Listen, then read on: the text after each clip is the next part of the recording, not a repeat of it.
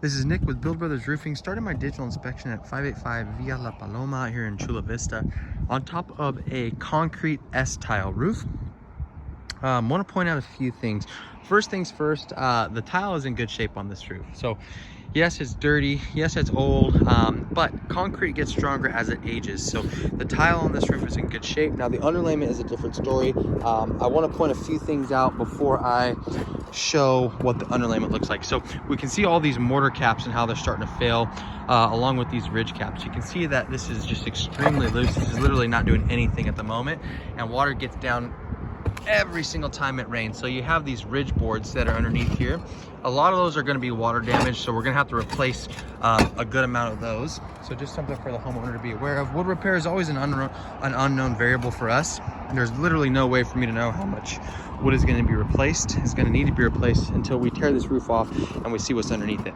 The other thing I want to point out are these valleys. You can see how tight these valleys are. When we go ahead and do this roof, what I want to do is open these valleys up to allow for water and debris to flow freely. Whenever these valleys get really tight like they are, then things can get backed up and they can accumulate in the valleys. Kind of like what's going on down here. You can see all those tile chips, big pieces of tile that are under there. And what happens is, instead of that water just flowing freely, it ends up diverting underneath the tile, getting underneath the valley metal, and that's where leaks really start to happen. You can see that some of these tiles are starting to slip as well. Just slide this down and you can see what the condition of this underlayment is in. You can see how dry, how brittle this is. I mean, this stuff literally just crumbles in my fingertips. So these are telltale signs that the product has gone past its life expectancy. I can just kick this up for now, so that when it rains, it'll be nice and waterproof. But just something to point out. The other thing I want to point out are these dormer vents. We have one dormer vent, two dormer vents on this roof. I want to get rid of these and I want to replace them with O'Hagan vents. Dormer vents are always extremely susceptible to leaks. They're typically the first area of the roof that starts to leak, so we want to get rid of them. But then you can also see how these tiles are starting to slip around these vents. So if I just slide these tiles down, you can see all the water that's been getting down this roof every single time it rains. And again, this underlayment is literally just starting to crumble at this point. So I'll go ahead and put that back when I'm done. I also pulled this tile over here on this section. This is just a random tile that I just pulled to the side because of the fact that there was a leak coming from this area. I noticed that this chimney just wasn't looking right.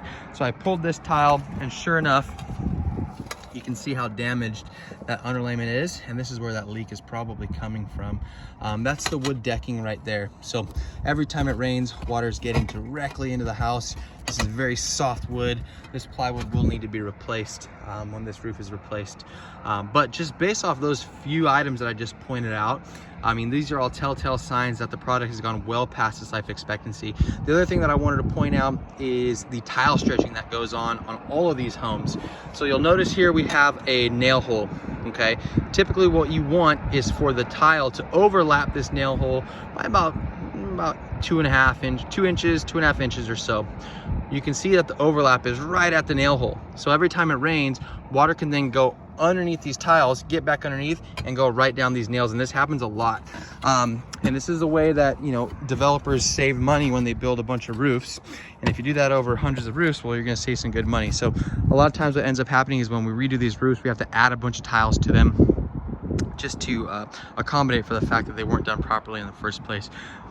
We can also see how all of these penetrations, the sealant is completely gone or just completely missing. You'll notice how every time it rains, water will be getting down these pipes every single time. And that's throughout all these penetrations as well. So my professional opinion, this roof needs to be redone. We got to get rid of these solar panels. We're going to remove them and reinstall them. Fortunately, we are an elite sun power dealer.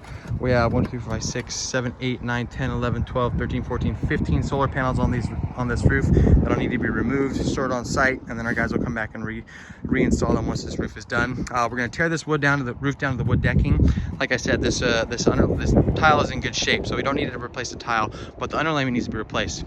So we're either going to replace this, we should be replacing this with 2 layers of UDL 40 underlayment. Right now you have 1 layer of about a UDL 30. We're going to get rid of that. We'll redo all the penetrations. We'll repaint them to match the tile. We're also going to add brand new drip edge, which is going to go along the entire perimeter of the roof, and then bird stop, which is the piece of metal that goes in between those tiles that stops the wind-driven rain from getting underneath them. The drip edge will stop the water from running down the fascia board. there is going to be some wood damage on the fascia board because instead of drip edge, you guys have shadow board. Shadow board is that piece of wood that goes right along the edge. A lot of time that stuff gets rotted through, so we either have to get rid of that and replace it with the drip edge, or we'll just get rid of it altogether. But I'll have that conversation with the homeowner. But then once all that's said and done, then we take these tiles and we put them right back on top. And then you have a brand new roof that you'll never have to deal with for another 30 years or so. But yes, in my professional opinion, this roof has gone beyond repair, and we're going to need to go ahead and replace it. That's it for my inspection.